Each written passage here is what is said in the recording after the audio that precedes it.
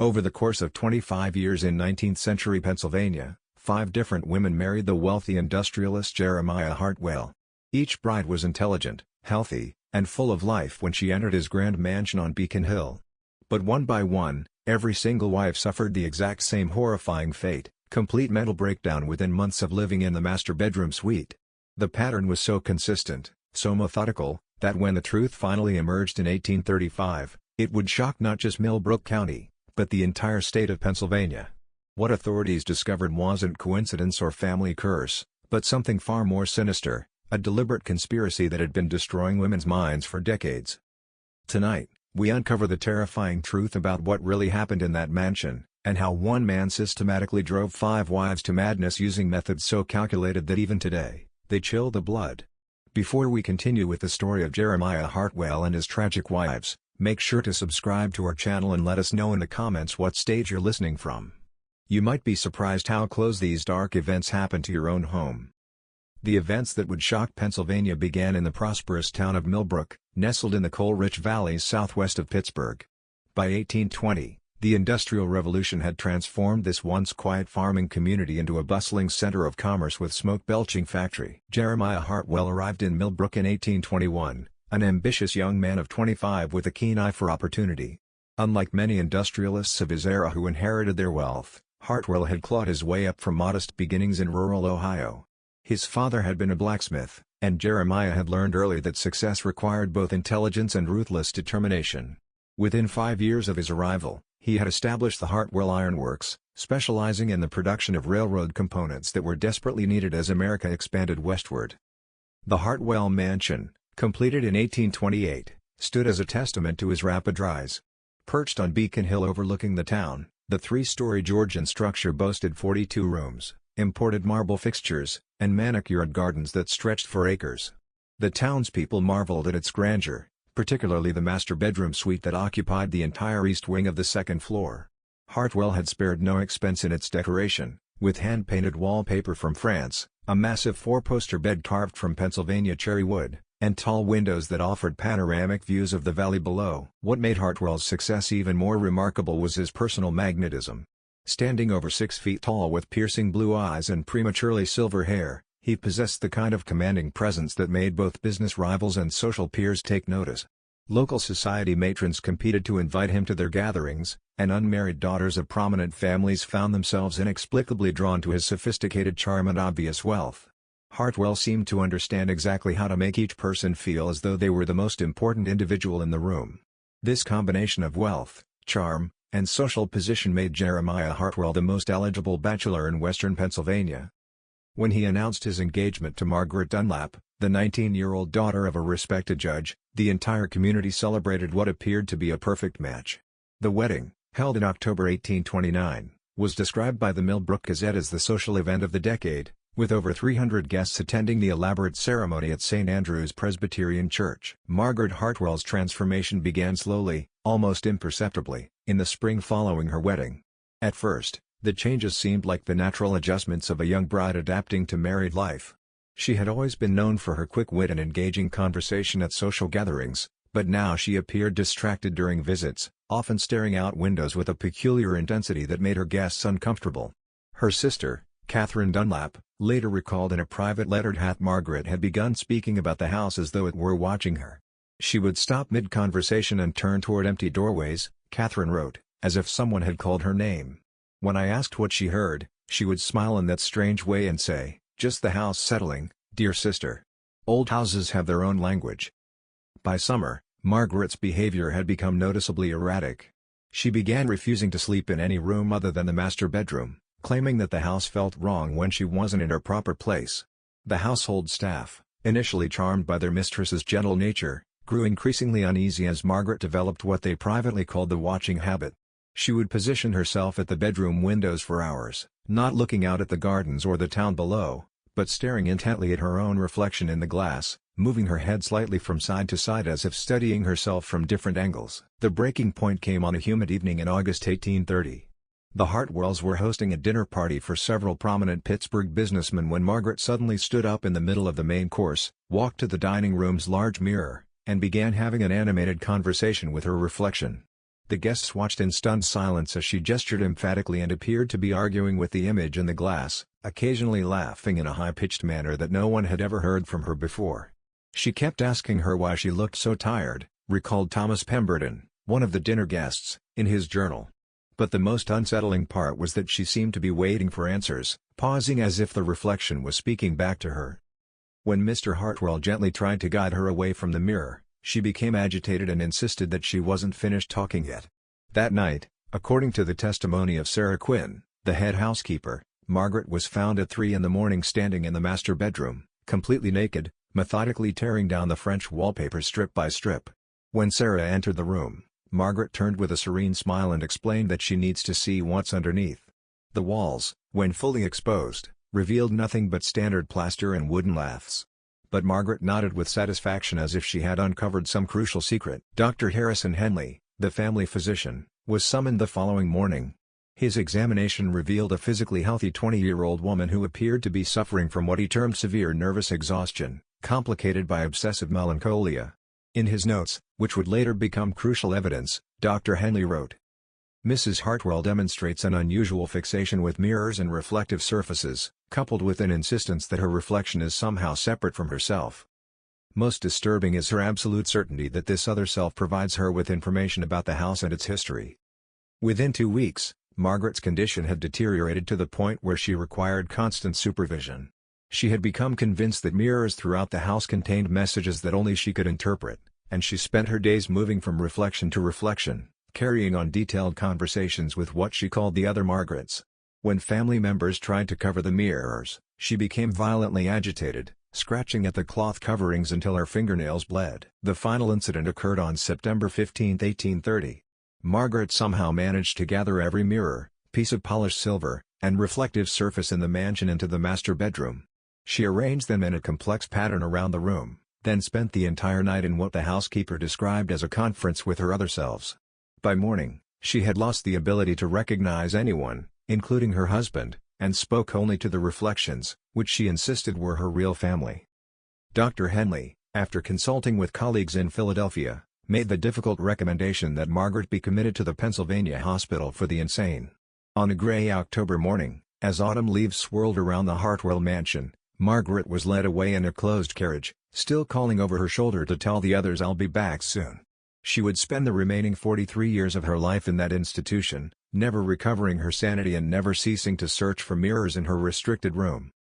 The commitment of Margaret Hartwell sent shockwaves through Millbrook's social elite, but the community's response revealed the complex attitudes toward mental illness that characterized the 1830s.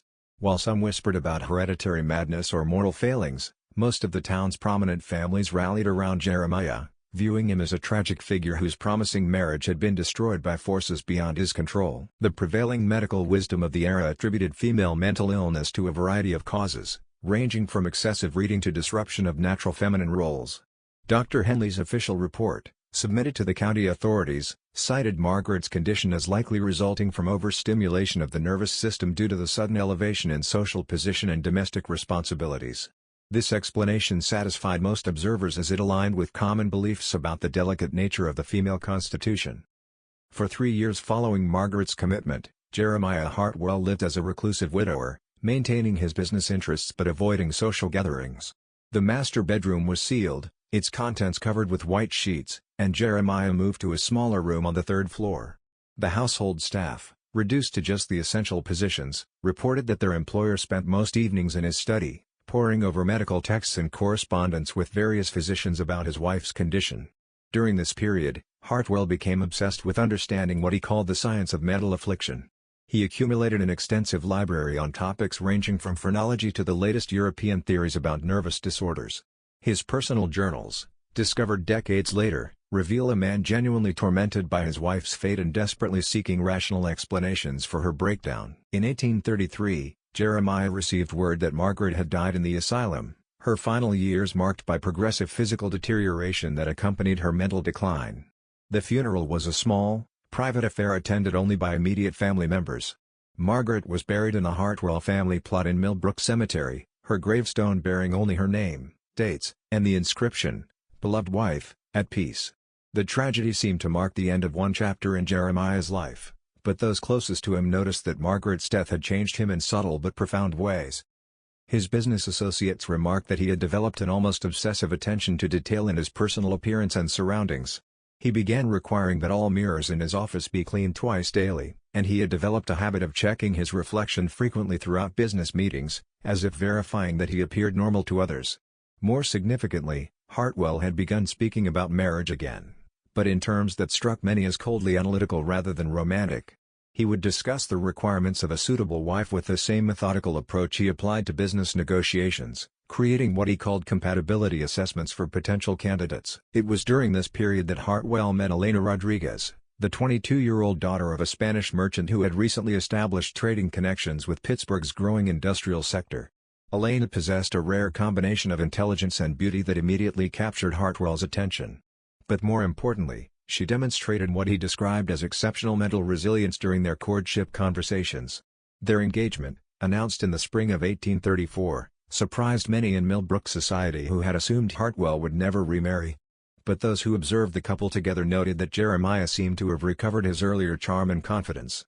Elena, for her part, appeared genuinely happy and excited about becoming mistress of the grand mansion on Beacon Hill. The wedding took place in June 1834. A more modest affair than Hartwell's first marriage, but still elegant enough to satisfy social expectations. As Elena moved into the mansion, Hartwell made a decision that would later seem significant. He reopened the master bedroom suite, having it completely redecorated with new wallpaper, furnishings, and, most notably, an entirely new collection of mirrors. Elena embraced her role as mistress of the Hartwell household with enthusiasm and grace. She was particularly proud of the master bedroom, often giving tours to visiting ladies and pointing out the beautiful mirrors that reflected light throughout the spacious suite. She seemed to take special pleasure in the large vanity mirror, where she would sit each morning and evening, brushing her long, dark hair while chatting happily with her personal maid about the day's activities. For the first 6 months of their marriage, Elena appeared to be thriving in her new life. She quickly became popular among the local social set, known for her warmth, intelligence and genuine interest in others. Unlike Margaret, who had been somewhat shy and reserved, Elena possessed a natural confidence that made her an ideal hostess for Jeremiah's business entertaining. But by the winter of 1834, those closest to Elena began to notice subtle changes in her demeanor and habits. The first signs of Elena's deterioration appeared in February 1835, manifesting in ways that were eerily reminiscent of Margaret's early symptoms, though the household staff had been strictly instructed never to discuss the previous Mrs. Hartwell's illness with the new bride. Signora Elena has begun spending much longer at her vanity, Maria wrote in early February. This morning she sat brushing her hair for nearly 2 hours, but she was not looking at herself. She was staring just to the left of her reflection, as if watching someone else in the mirror. When I asked if she needed anything, she said, "She's trying to tell me something important, Maria. I must listen carefully." By March, Elena had developed what she called mirror conversations, though she insisted they were different from simply talking to herself. According to Maria's accounts, Elena would position herself before various mirrors throughout the house and engage in what appeared to be dialogues, pausing to listen and responding to unheard questions or comments. Unlike Margaret's agitated interactions with her reflection, Elena's conversations seemed pleasant and informative. "She tells me things about the house that I never knew," Elena confided to Maria one afternoon. "About the previous family who lived here, about the secrets hidden in the walls. She's very knowledgeable about household management too. She's given me excellent advice about organizing the staff schedules." Dr. Henley, still serving as the family physician, was discreetly consulted when Elena's behavior became more pronounced. His private notes from this period reveal his growing concern about what he termed a most troubling parallel to the previous Mrs. Hartwell's condition. However, Elena's symptoms differed in significant ways that made diagnosis difficult. While Margaret had become increasingly agitated and incoherent, Elena remained articulate, rational, and functional in all areas except her relationship with mirrors. The turning point came in April 1835, when Elena announced to the household staff that she had learned something very important from her conversations with what she now called the Mirror Woman. She had discovered, she claimed, that the previous Mrs. Hartwell was still present in the house, trapped within the reflective surfaces and trying to warn future wives about the truth behind the walls. "Elena has become convinced that the mirrors contain some form of spiritual presence," Dr. Henley wrote to a colleague in Philadelphia. "However, unlike cases of religious mania or supernatural delusions I have encountered, she maintains perfect rationality in all other matters. She continues to manage the household efficiently, maintains normal social relationships, and shows no signs of the physical deterioration typically associated with mental illness. The obsession appears to be completely focused on reflective surfaces and what she believes they reveal about the house's history. Jeremiah's reaction to his second wife's developing condition was markedly different from his response to Margaret's illness. Rather than seeking immediate medical intervention, he began what he called careful observation and documentation of Elena's behavior. His journals from this period show a man trying to understand the apparent pattern emerging in his household. Elena's condition progresses along remarkably similar lines to Margaret's, he wrote, yet with enough variation to suggest that the underlying cause may be environmental rather than constitutional. Both women were perfectly healthy before residing in the master bedroom suite. Both developed fixations with mirrors within months of taking up residence. Both claimed to receive information from their reflections that they could not have known previously. This analytical approach led Hartwell to conduct what he called controlled experiments with Elena's condition. He began documenting exactly which mirrors triggered the strongest responses, at what times of day the conversations were most intense, and what specific information Elena claimed to receive from the reflections.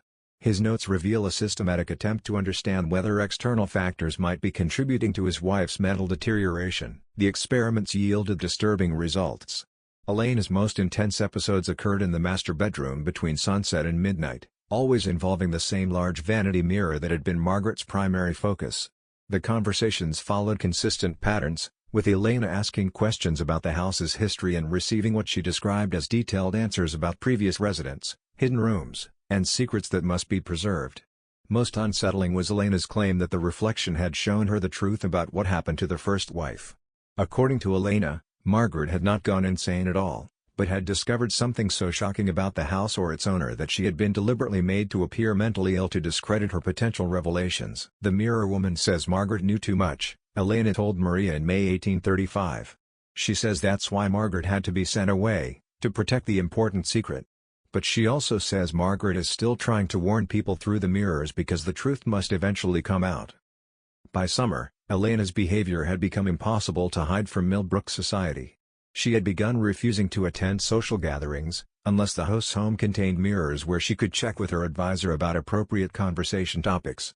When forced to attend mirror-free events, she became anxious and distracted, often excusing herself early to return home to her consultations.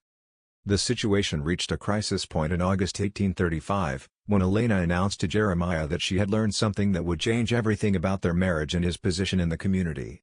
Elena's revelation came on a stifling August evening when the summer heat seemed to press against the mansion's windows like a living thing. Jeremiah found his wife in the master bedroom, seated before the vanity mirror.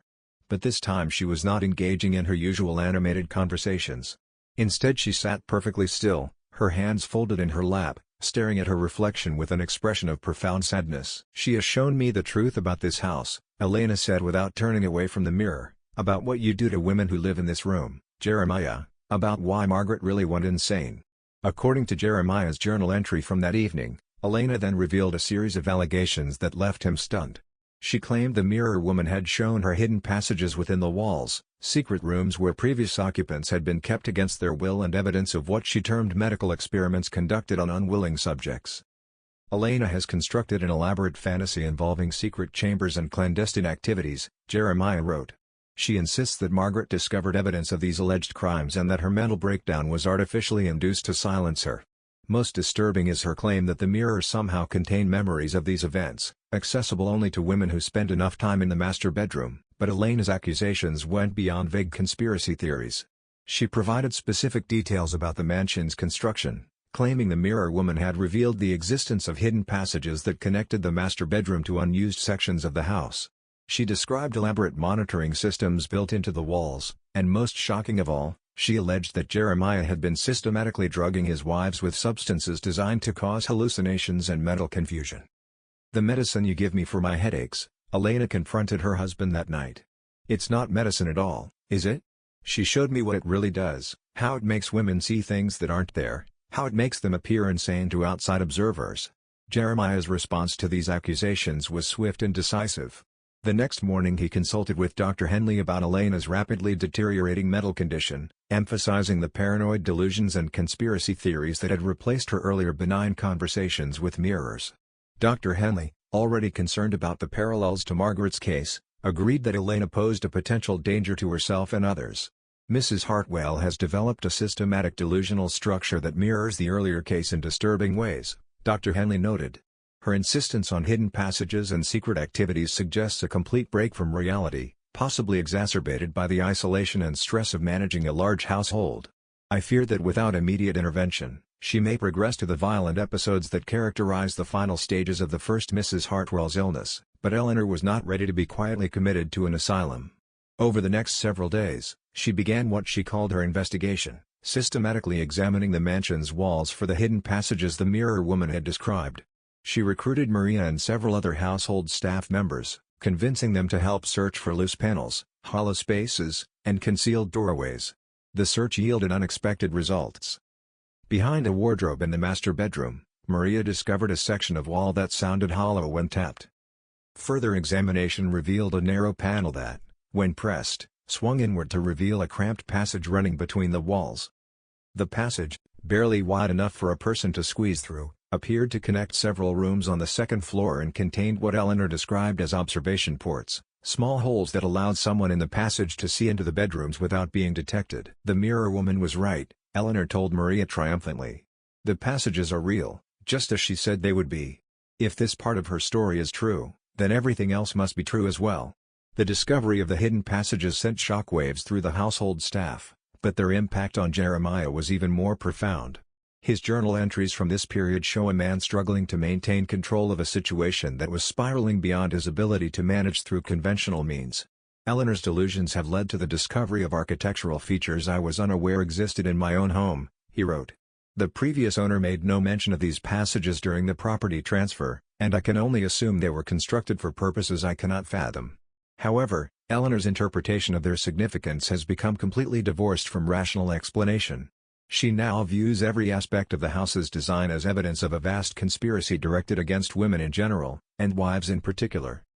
As word of Eleanor's discoveries spread through Millbrook's gossip networks, Jeremiah found himself facing questions he could not adequately answer. Why hadn't he known about the passages? What was their original purpose? Most importantly, how could he explain the disturbing coincidence that both of his wives had developed nearly identical forms of mental illness focused on the same bedroom and the same mirrors? The pressure intensified when Eleanor's father, concerned about reports of his daughter's behavior, arrived from Pittsburgh for an unannounced visit. Don Carlos Rodriguez was a shrewd businessman who had not built his trading empire by accepting convenient explanations for inconvenient problems. His meeting with Eleanor revealed a woman who appeared perfectly rational, except for her insistence on the mirror woman's revelations, and his subsequent conversation with Jeremiah raised questions that demanded immediate answers. My daughter claims she has discovered evidence of criminal activity in your household, Don Carlos informed Jeremiah during a tense evening meeting. She also alleges that her mental condition is being artificially induced through medications administered without her knowledge. These are serious accusations that cannot be dismissed simply because they originate from someone whose sanity is questioned. Just when we thought we'd seen it all, the horror in the Hartwell mansion intensifies. If this story is giving you chills, share this video with a friend who loves dark mysteries. Hit that like button to support our content, and don't forget to subscribe to never miss stories like this.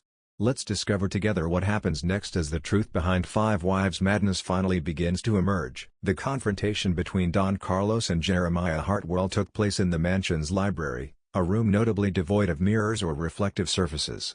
Elena had insisted on being present, claiming she needed to consult with her advisor before making any important decisions about her future. When informed that no mirrors were available in the library, she became agitated and requested that a hand mirror be brought to the meeting. I cannot discuss important matters without her guidance, Elena insisted. She knows things about this house and its history that no one else understands. She has been trying to protect me, just as she tried to protect Margaret. Don Carlos's reaction to his daughter's behavior was markedly different from the responses of previous observers. Rather than dismissing Elena's claims as delusional, he began asking specific questions about the information she claimed to receive from the mirror woman. His approach revealed details that had not emerged during Dr. Henley's medical examinations. Tell me exactly what this mirror woman has revealed about the house's previous occupants, Don Carlos requested. Elena's response provided information that should have been impossible for her to know. Detailed descriptions of the mansion's original owner, specific architectural features that predated Jeremiah's ownership, And most disturbing of all, accurate information about financial transactions and business dealings that had occurred before her arrival in Millbrook. Jeremiah's attempts to explain these revelations as coincidence or lucky guesses were undermined by Elena's continued accuracy. She described business associates Jeremiah had never mentioned to her, detailed his private correspondence with investors, and most shocking of all, provided accurate accounts of conversations that had taken place in the library years earlier, before she had ever set foot in the house. "The mirror woman sees everything that happens in the house," Elena explained. "She has been watching and listening for years, accumulating information about all the residents and visitors. She knows about the secret business arrangements, the hidden financial records, the real reason Jeremiah chose this particular house for his residence." As Elena continued her revelations, a pattern emerged that transformed the investigation from a medical case to a criminal inquiry. The information she provided suggested that the Hartwell mansion had been deliberately chosen for its hidden passages and observation capabilities, that Jeremiah's business success was built on information gathered through covert surveillance of his guests and competitors, and most damning of all, that his marriages were strategic arrangements designed to provide cover for activities that require the appearance of domestic respectability.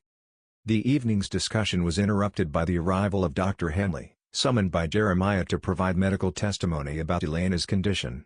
However, Don Carlos's presence changed the dynamic of what Jeremiah had intended as a commitment hearing. Instead of a simple evaluation of Elena's mental state, the meeting became an interrogation of the circumstances surrounding both wives' illness. "Dr. Henley," Don Carlos inquired, "in your medical opinion, what could cause two different women with no previous history of mental illness to develop nearly identical symptoms after residing in the same location?" Dr. Henley's response revealed the limitations of 1830s medical knowledge, but also his growing suspicions about the case. While such coincidences are unusual, he admitted, they are not impossible. Environmental factors, including stress, isolation, and exposure to certain substances, could theoretically produce similar symptoms in different individuals. However, the specific focus on mirrors and the consistent reports of receiving information from reflections suggest either a shared delusion or what, doctor? Don Carlos pressed.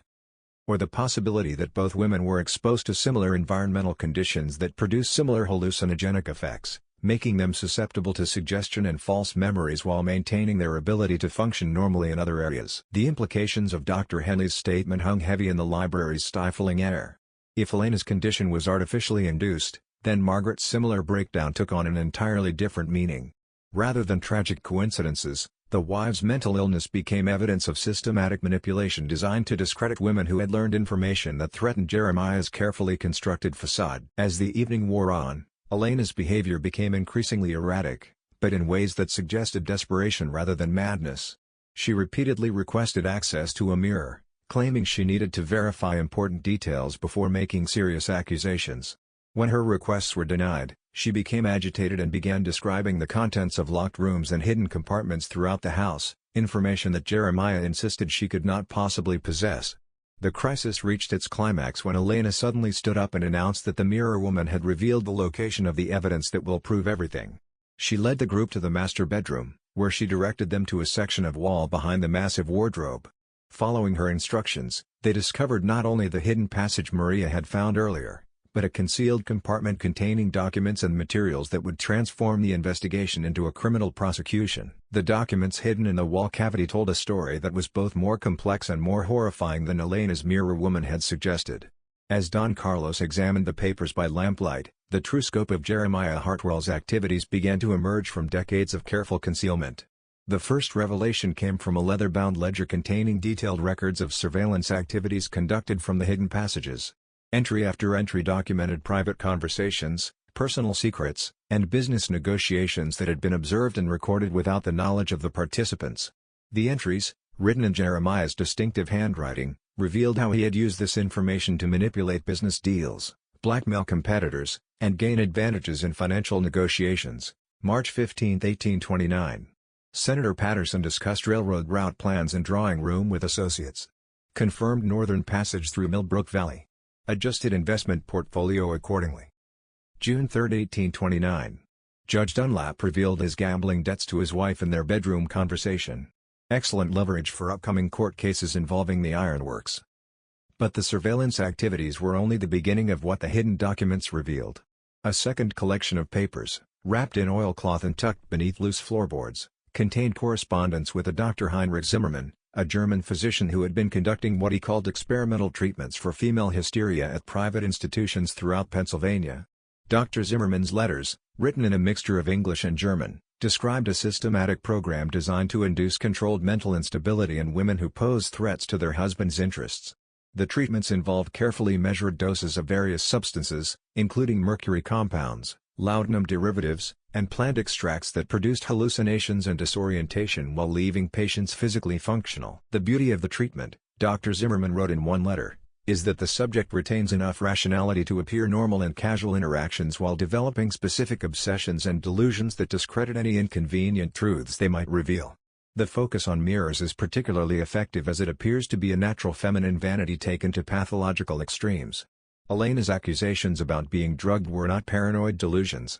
They were accurate descriptions of a systematic poisoning program designed to drive her insane while maintaining the appearance of natural mental illness.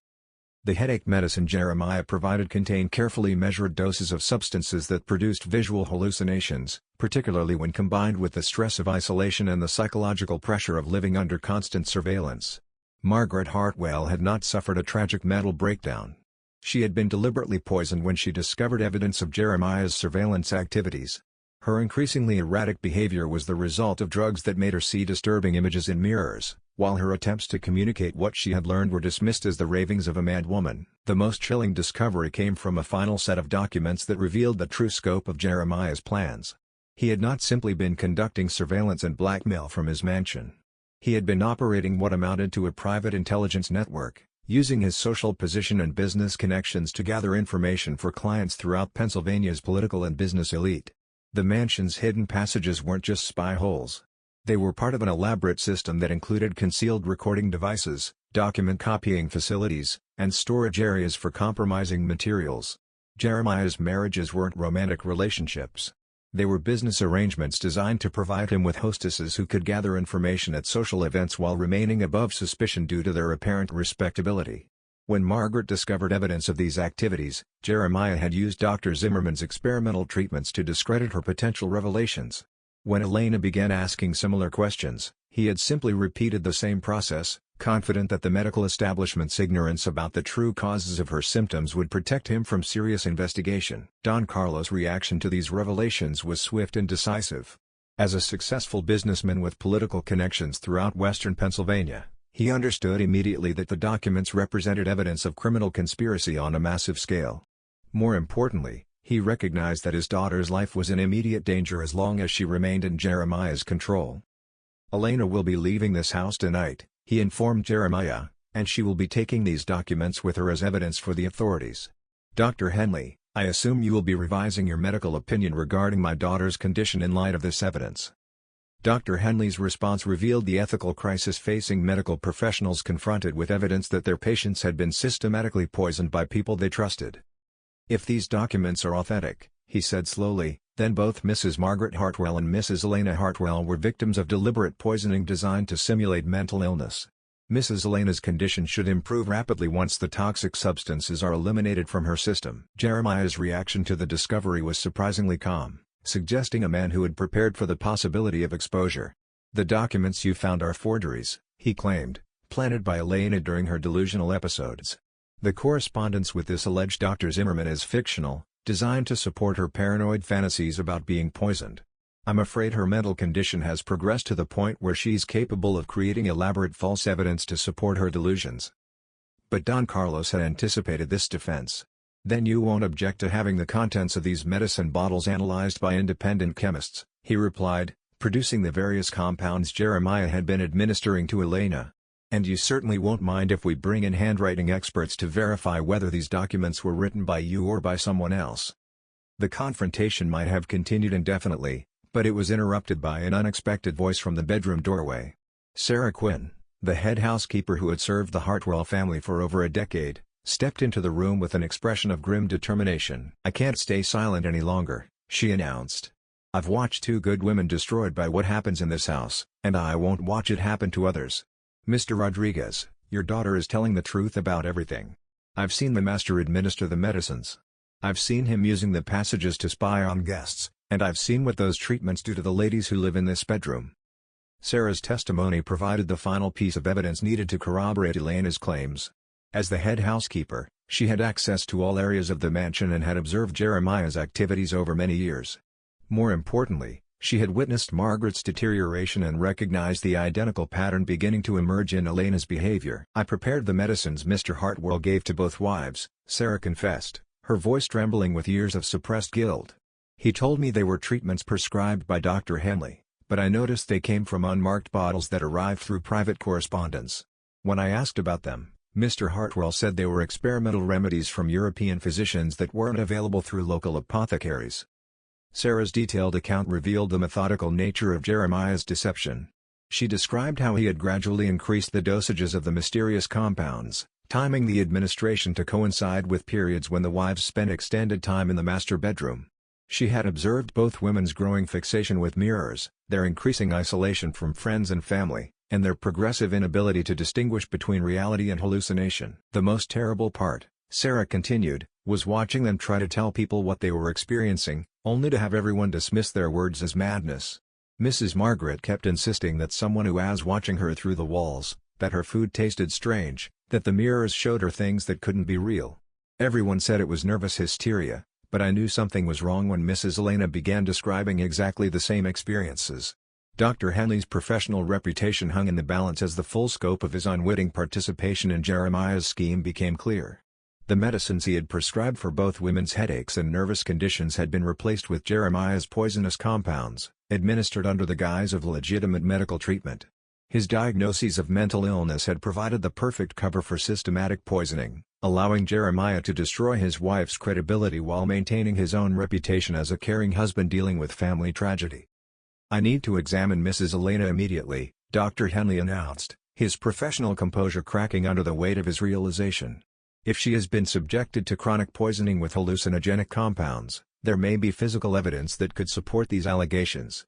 More importantly, we need to begin treatments to counteract any substances still in her system." But even as the evidence mounted against him, Jeremiah Hartwell demonstrated the calculating intelligence that had made him successful in business and espionage. Rather than continuing to deny the accusations, he shifted to what appeared to be a confession designed to minimize his legal exposure. "You're correct that I have been conducting surveillance activities from this house," he admitted with calm deliberation. "The hidden passages were installed by the previous owner, a man with similar business interests who found them useful for gathering information about potential investors and competitors. When I purchased the property, I continued using these facilities because they provided significant advantages in commercial negotiations." Jeremiah's partial confession was carefully crafted to acknowledge the surveillance while denying the more serious charges of poisoning and conspiracy. He claimed that his wives had discovered the passages independently and had suffered mental breakdowns due to the stress of learning about his business activities. The medicines, he insisted, were legitimate treatments that had unfortunately proven ineffective against their deteriorating conditions. "Margaret became obsessed with the idea that I was using the passages to spy on her personally," Jeremiah explained, "when in reality I was simply conducting necessary business intelligence gathering. Her mental condition deteriorated rapidly once she became convinced that every aspect of our marriage was part of some elaborate deception. Elena has unfortunately followed a similar pattern, constructing elaborate conspiracy theories to explain perfectly legitimate business activities." This explanation might have been persuasive under normal circumstances, but the presence of Dr. Zimmermann's correspondence made it impossible to sustain. The German physician's letters were too specific, too detailed, and too obviously connected to the symptoms both women had experienced to be dismissed as coincidence. Don Carlos had no intention of allowing Jeremiah to escape through legal technicalities. "We'll let the courts determine whether your activities constitute legitimate business or criminal conspiracy," he declared. "In the meantime, Elena will be removed from this house immediately and placed under the care of physicians who haven't been compromised by your deceptions." The confrontation was reaching its conclusion when Elena herself, who had been sitting quietly during much of the discussion, suddenly spoke with a clarity and rationality that had been absent from her voice for months. "The mirror woman isn't gone," she said, her tone perfectly calm and lucid. "She's still here, still trying to warn people about what happens in this house. But I can see her clearly now, without the medicines clouding my vision. She's not a reflection or a spirit or a delusion. She's me, the part of me that stayed rational and observant while the rest of my mind was being systematically destroyed." Elena's revelation represented a breakthrough that transformed the entire understanding of her condition. The mirror woman had been her own subconscious mind, fighting against the effects of the hallucinogenic drugs by creating an alternate personality that could observe and remember events accurately. The conversations with her reflection had been internal dialogues between the drugged, confused Elena and the rational Elena who was trying to piece together the truth about her situation. "I remember everything now," Eleanor continued. "Every conversation I overheard through the passages, every document I saw when Jeremiah thought I was too disoriented to understand, every detail about his business arrangements and his correspondence with Dr. Zimmerman. The mirror woman wasn't giving me information. She was helping me remember information I had gathered myself but couldn't access consciously because of the drugs." The immediate aftermath of Eleanor's recovery and the discovery of Jeremiah's conspiracy sent shockwaves through Millbrook and the broader Pennsylvania business community.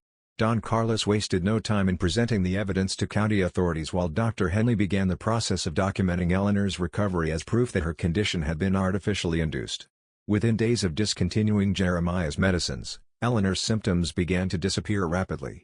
Her obsession with mirrors faded as her natural mental clarity returned and her ability to distinguish between drug-induced hallucinations and reality was fully restored.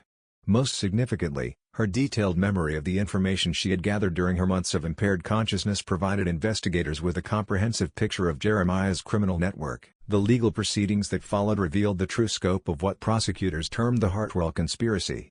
Evidence gathered from the mansion's hidden compartments documented years of surveillance, blackmail, and information trafficking that had corrupted business and political dealings throughout western Pennsylvania. Jeremiah's clients had included corrupt judges, dishonest politicians, and unscrupulous businessmen who had paid substantial sums for compromising information about their rivals and opponents. Margaret Hartwell's tragic fate took on new meaning as investigators exhumed her body and conducted post-mortem examinations using the most advanced forensic techniques available in 1835. Traces of mercury and other toxic compounds found in her remains confirmed that she had died not from mental illness, but from the cumulative effects of systematic poisoning. Her death was reclassified from natural causes to homicide, making Jeremiah liable for murder charges in addition to conspiracy and fraud. The Pennsylvania Hospital for the Insane, where Margaret had spent her final years, cooperated with the investigation by providing detailed records of her condition and treatment.